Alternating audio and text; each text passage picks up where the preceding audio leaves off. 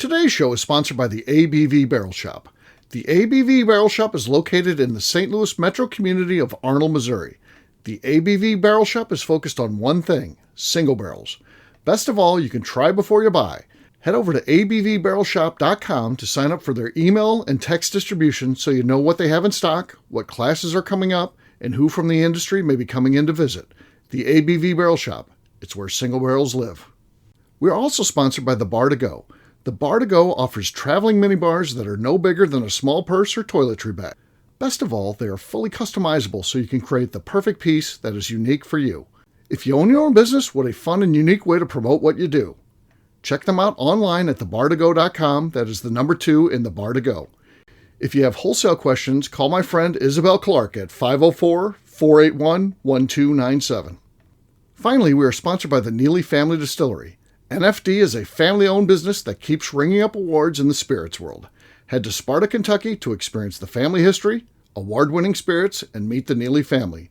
Check them out online at neelyfamilydistillery.com. Now, on to the show. Let's drink!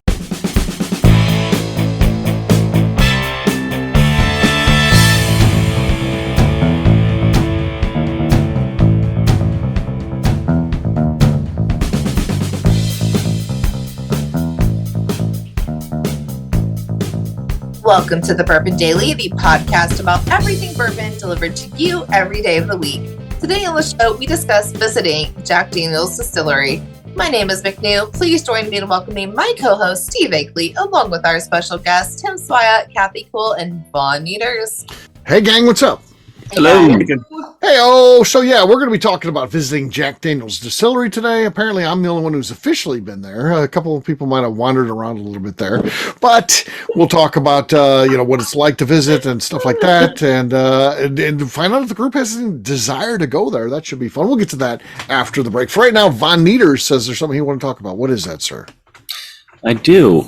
So, what is something that you guys splurge on? I mean, I assume we can all say whiskey and bourbon, and we all have these collections of stuff, but something outside of that, what are some things that you guys like to splurge on that you like to spend money on? Okay, fair enough.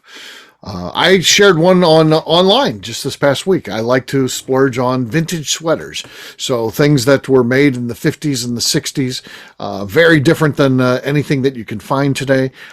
Anything that I'm going to buy is going to cost quite a bit, a premium, because I am a very large man, and people were smaller back then. So there's, but there were certainly some people of my size back then. But they're less frequent. If I just wore like a standard size XL, I could get a ton of vintage sweaters for a very cheap price, but that is not who I am. So I have to search long and hard, and then when I find it, it tends to be more expensive, but I want them, so I spend the money on it. And I don't have a lot. It's not like I got 100 of these things. I got like 5 or 6 of them, and I have for each temperature, all the way down to, we're going to be in St. Louis. That's going to be like, in the, maybe even the negatives with the wind chill factor next week. I've got one for that. And I literally have tested it before when I used to, do overnighters for bottles and stuff like that. I've been in this sweater overnight, and it never got cold. I had the warden with me. She had to go sit in the car and stuff like that. I sat outside all night long in my nice warm sweater. So, yeah. Does Tommy Bahama know about this? No, but they don't. Because you know what? They could start making vintage-like sweaters. Yeah, they could. I do have one Tommy Bahama sweater that they partnered with Pendleton, which of course they make some great sweaters, and I do have that. But that was pretty unique. That was a one-time thing years ago now, and I have. I like that. That's sweaters are cool as hell. The ones you bought your nephews, I'm like, yeah, I know. Fun? Yeah, those are neat.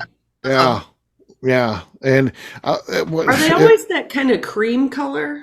No, not necessarily, but just worked out. The one I bought for my one nephew, the Alaska one, I found that, and I was like, shit, that's perfect. But then once I got that, I was like, I got another nephew, and I really can't. I shouldn't buy for one and not the other. So then I found like one that had like a Thunderbird on it for him.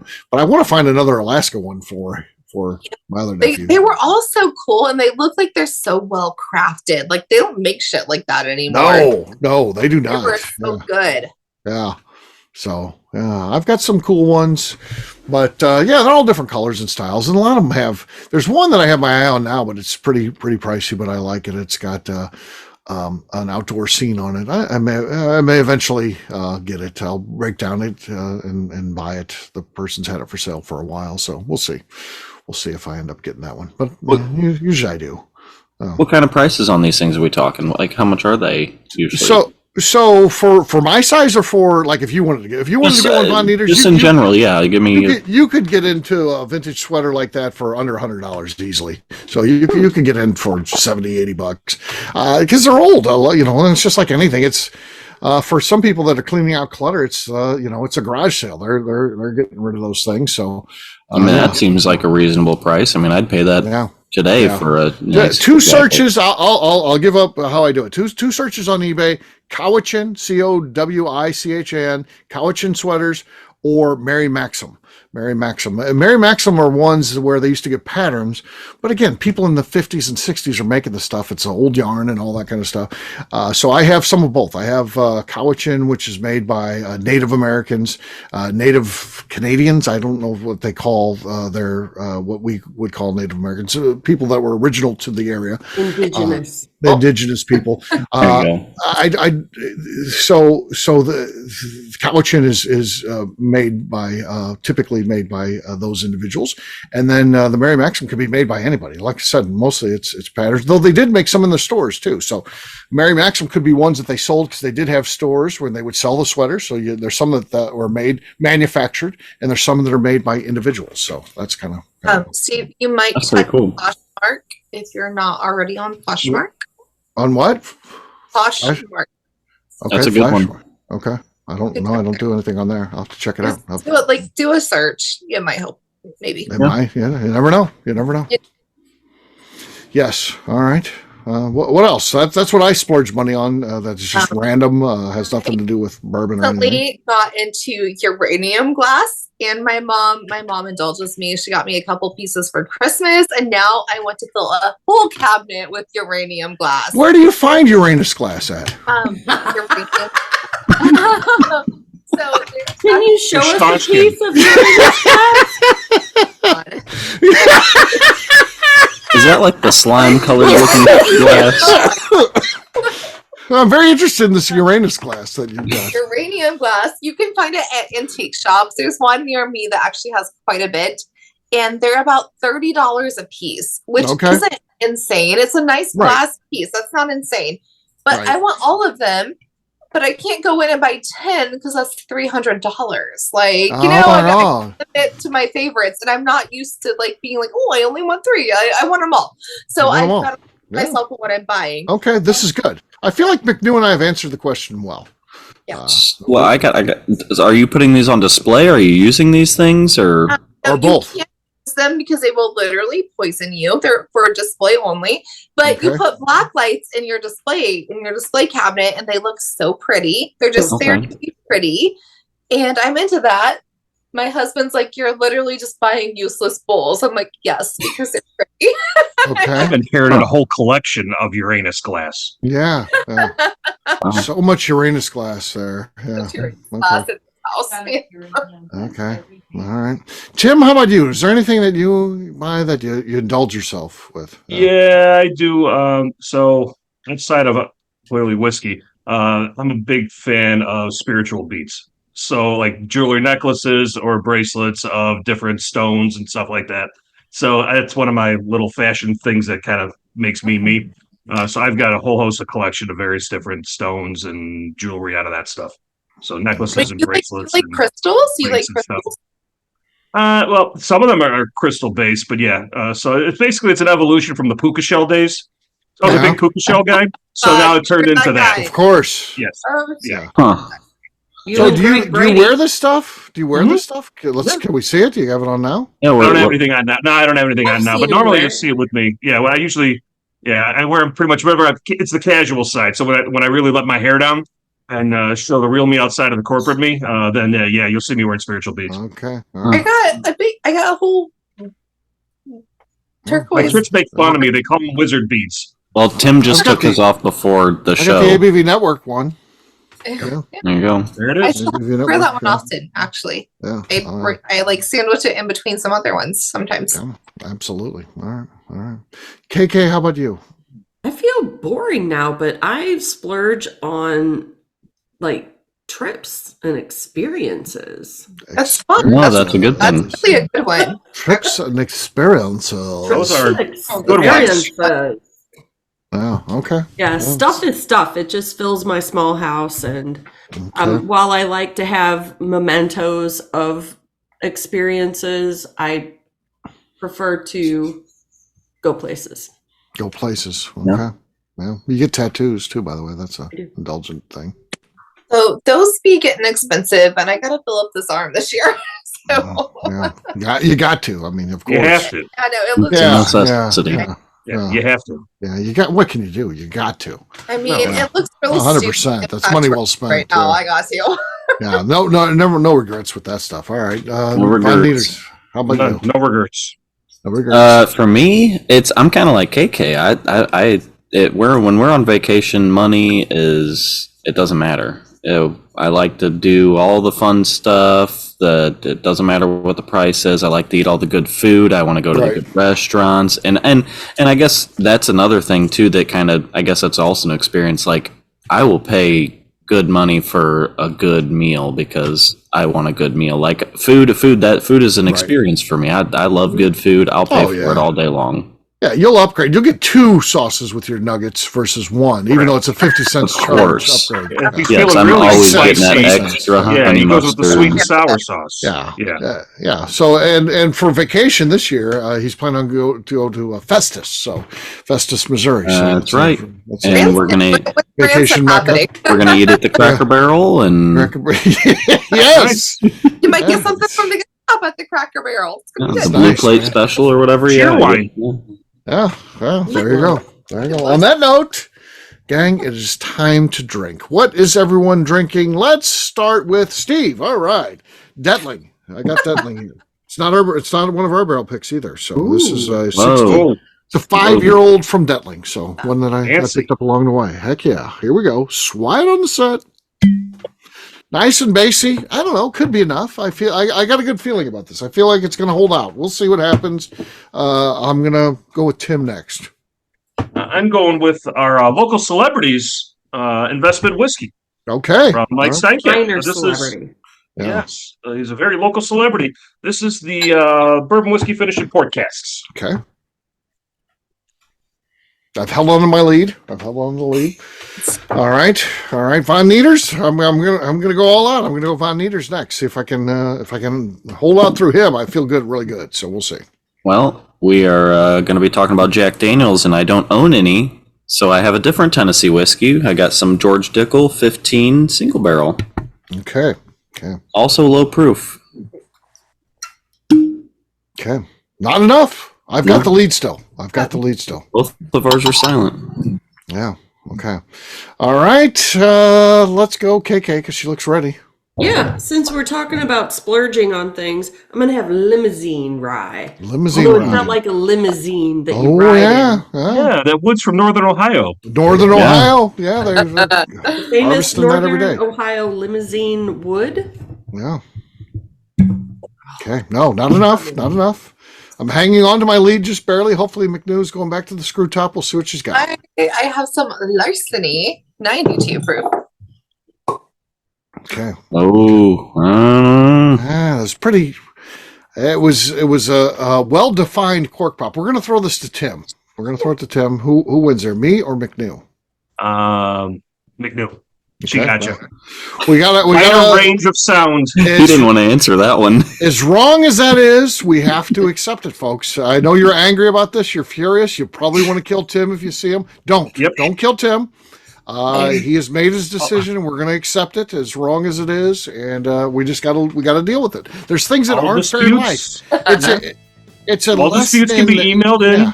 Yeah. Yes. We know that's not I'm fair. But here to defend Tim. Thank you, Tim. Cheers. to me. McNew wins. Welcome, Cheers. McNew. All right, we'll take a quick break, and when we come back, we're going to be talking about visiting JD. We'll do that in just a few.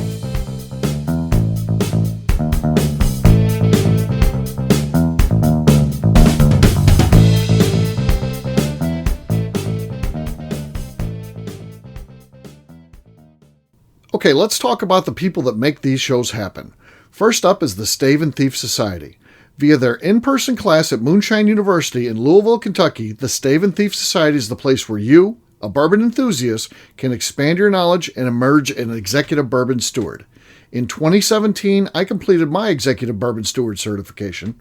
It's the most comprehensive bourbon certification available and connects you with an expansive network of bourbon enthusiasts and professionals.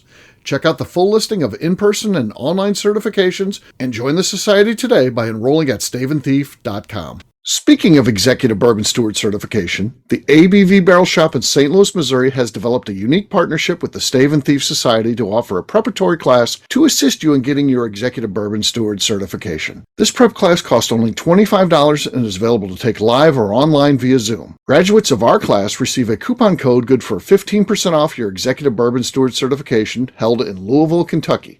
This saves you almost $90.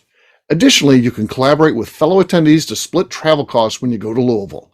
If you're interested in signing up for the class, simply head over to abvbarrelshop.com and check out the classes and events page.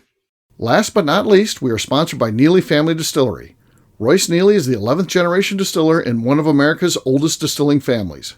A visit to Neely Family Distillery takes you through family history, where you can see all the artifacts and newspaper clippings through the years from this family that started distilling in America after James Neely arrived from Northern Ireland in 1740. Today, Royce Neely and his team are crafting some of the best spirits in America. Their bourbon and absinthe offerings keep winning top honors in the spirits competitions. Recently, their absinthe made history as the first platinum winner in the absinthe category at the San Francisco Spirits Competition. Neely Family Distillery is definitely a bucket list destination if you are a bourbon fan.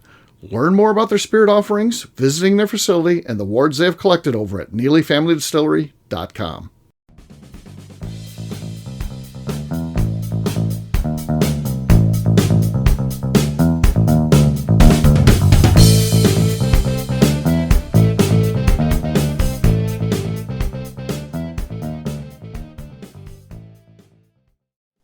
This is Denny Kennard, and my altar drinking Edo is Freddie Miller. I'll drink to that. Welcome back to the Bourbon Daily. Today we are talking about visiting Jack Daniel's.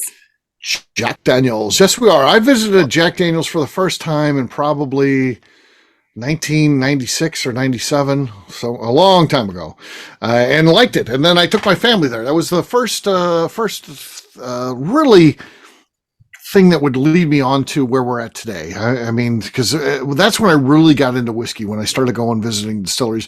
First time I went was on a business trip. I was like, Jack Daniel's right here. I got to stop in. So I stopped in and I liked it. I was like, we got to take the family there. So we were going on this quest to get all 50 states, wanting to do something meaningful in all 50 states. And we tried to do something for everybody. And of course, I like distilleries. So when I would be in charge and get to pick what we do, I would be distillery related. So we went to Jack Daniel's, and there's so much great history there. I mean, that Jack Daniel's brand is iconic, and it's so past just being a whiskey brand. It's part of American culture. It really is. I mean, JD is everywhere. Yeah. That people know that logo that have never drank a drop of whiskey in their life. I mean, can you say that about everything? Does everyone, if McNew's drinking Larceny there, if I show, people's grandmas that are on here or whatever, do you know what this is? They're probably not going to know, but they would know that Jack Daniel's logo most likely. I think Jim Beam is the only comparable whiskey. Yeah, well, Jim Beam, a lot of people know, but yeah, Jack is just, I don't know, it's just so iconic. No, it was the first celebrity endorsements, or one of the first celebrity endorsements with Frank Sinatra back in the day. I mean, the Rat Pack and everything, right? Yeah, and it just found its way into popular music and rock music, and there you go. I mean, you made it when you're jamming on a electric guitar or bass, and you've got a bottle of Jack Daniel's sitting next to you. Right. And it's every style of music, country music, crooners like, Frank, you got rock and rollers. I mean, it doesn't matter. Everyone likes, Jack Daniel's for sure. And they claim they don't pay for that stuff. When they have the collaborations of, that they're releasing whiskey, and I'm sure they pay them for that kind of stuff. But when it's just You just see the Keith Richards drinking Jack Daniels at a concert, or Kid Rock, or whoever it is. They claim they don't pay for any of that stuff, and maybe they do, or maybe they don't. I mean, I'm still trying to figure out how Mark Anthony, bassist for Van Halen, got away with Mr. Jack Daniels as his nickname. yeah. All those years, Mr. Jack Daniels, Mark Anthony. Yeah, there are a lot of those guys out there that, Jack Daniels is like, go ahead, promote us. Right. Yeah. We're fine with it. Yeah. Giving them a good name, and I mean, everybody wants to be a rock star, especially when you see them up there, taking a swig of the bottle or whatever. You're like, hell yeah. Right. So I think it's got to be on everybody's bucket list. If you're into American whiskey, whether you want to get involved in that stupid debate of whether Jack Daniels is a bourbon, and I'm a bourbon fan, I'm not a Tennessee whiskey fan. I think you still need to go to Jack Daniels, even whether you like the product or not. I think it's that important of a place that eventually that everyone needs to go there for sure. I think people get put off right off the bat. It's like, well, it's a dry county, so why would I even go there? No, they don't do tastings there. You can buy the whiskey. You're fine. Don't worry about it. It's about the production and the history and the landscape. The property's beautiful. Yeah. I'd love to hear more about what the experience is like there. I mean, you get to see all that I think you'd want to see if you're going there. You get to see, the cave, that's all important, the water source and things like that. Now, water source isn't that important because there's things they can do, reverse osmosis, all these things that they can do, and they can buy things to, if they're not on, they don't have limestone, that's okay. You can add minerals to the water, all that stuff. But, in Jack's day, you had to have a good water source. So you get to see that in the cave. You get to see his office. You get to see the safe that ultimately, he kicked and yes, it did send him on a downward spiral. It wasn't just like he kicked that and he died, but it did lead him on this health downward spiral that ultimately did take his life. So you get to actually see that and hear about the man himself. And he looms large there. He's a guy who's 5'2", and but his presence is there. Which is pretty awesome to start a brand like that, and that man lives on forever, and you feel like you got to live up to Jack's expectations even today, and you feel that from everybody that works there, which is pretty neat thing for sure. So it's like generations work there. Mm-hmm. It's pretty impressive what the town does. I mean, the town, McNew, you said before, and the town is one of the cutest places ever. The local venues embrace the whole thing. It's a great little town. Yeah. Where they're making whiskey. And I think Jack Daniels, the man himself, pretty admirable person. Now, I understand he had a hot temper, and there was probably days when it wasn't great to work there when he was there. But you think about what he did with Nearest Green, and he learns that. And then, there's always been family members from Nearest Green's family all through the years that work there. You see those old photos at a time when African Americans weren't, really given good jobs, weren't given equal pay. That wasn't the case at Jack Daniels. They got paid for the job that they did, which would be equal with their white counterparts, which is amazing to think about. You think about the photo itself where Jack is sitting next to an African American man.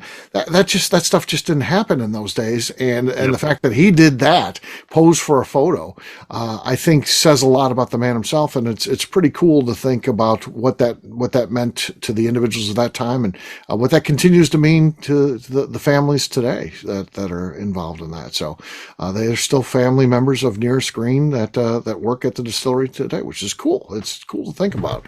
And so I think it's an iconic thing that if you're truly an American whiskey fan, you need to go there at some point. So yeah, we're working on that. We may have something announced soon from the ABV network. We'll see. I'm working on it. So yeah, that'd be awesome. So I'd like to show, because I don't think a lot of our folks tend to just fall in the bourbon lane in Kentucky and all that, and this call is kind of reflective of it. I'm the only one who's actually taken a tour at Jack Daniels out of the 5 ardent whiskey fans that we have here. It's pretty wild to think about. I meant to take one, and then I showed up late. So I McNew was there. She just showed up late. I didn't make it, so I wandered around. Do you know who I am? I'm McNew. No, this was like 2017 before I was doing anything. Oh my God, this is like 2017. Do you know what I'm going to be by 2024? You know who I am by 27. Give me 7 years, okay? Yeah. Yeah, so So I went to the preacher's treehouse, which you are trespassing on. That was fun though. And then I was Yeah. like, I'm in Tennessee. I'm going to see Jack Daniels. I booked a tour. Shut up, real late. That's fine. My own problem. That was on me. So I Yeah. just walked around the gift shop, bought some stuff, and then I went to Lynchburg and had some lunch and walked around some cool shops. Like, I don't know. Yeah. I'll just go spend a day. Like, I wish it was like an hour from me so I could like go hang out in Lynchburg every other weekend. Like, it's so Right. cute. I'll say that, yes. If you go to the distillery, don't make the mistake of going there and not going to the town of Lynchburg and going to the square. It's all kind of in a square where you can go, and all these great little shops, and they have the old hardware store, which has got some Jack Daniel's stuff, and they make some great crafts with Jack Daniel's barrels and stuff like that there. It's awesome. Really, really cool stuff. So, all right, well, we'll wrap this one up as we always do by talking about where people can find us. Von Nieters, we're going to start with you. Where can people find you? You can find me trying to make my way to Jack Daniels to do a distillery tour, and on Instagram at Von Nieters. Kathy. You can find me on Instagram at KK Cast Strength. Tim. You can find me working with Von Nieters trying to get down there to Lynchburg and go see Jack Daniels together, which would be a lot of fun. And then on Instagram at SwyGuy2112. All right, McNew. I'm on Instagram at McNew ABV. All right, for me, I'm an easy guy to find. I'm at Steve Akeley on Twitter, Instagram, or Facebook. I've got a website, steveakeley.com. We've also got a company website, abvnetwork.com. Check it out. Everything that we do is out there. We put our previous shows or blogs, so much more, abvnetwork.com. Come by and see us, the ABV Barrel Shop, the place where you can try before you buy. You never know what's going on there. Maybe Von Nieters will be there. Maybe Kathy will be there. Maybe McNew. Maybe Tim. You never know. Please see us and see what we have going on our schedule at abvbarrelshop.com. McNew, anything else to say before we get out of here? I would like to remind the audience to please give us a 5-star review. That includes comments. It helps new people find the show, which is very important to us. And if you like what we're doing, we ask that you please visit our Patreon page at patreon.com/the ABV Network. Great job today, gang. Fartings, we'll have a brand new show for you tomorrow. Looking forward to that. Until then, take care, everybody. See ya. See you, everyone. Bye. Peace.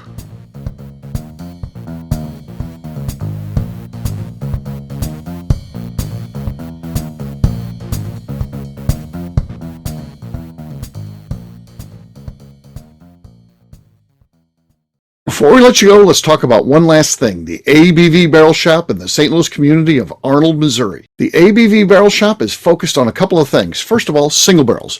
We are the place where single barrels live. We go to distilleries, taste through the whiskey, select the best barrel, and have it shipped to our store where we present it to you, our customers, by allowing you to try before you buy. We're also known for the classes that we have in our education center in the store, as well as the events we have with industry professionals from the bourbon business. If you're in the St. Louis area, please come by and visit us at 6 Fox Valley Center in Arnold, Missouri. Or at a minimum, at least sign up for our email and text distribution so you know exactly what's going on in our shop over at abvbarrelshop.com. This is Steve Akeley, owner of the ABV Network, signing off. We thank you for listening to our programming and truly appreciate your support. The Bourbon Daily is part of the ABV Network. For more information or to become a sponsor, please visit abvnetwork.com. Thanks for listening and cheers. This has been a Steve Akeley production.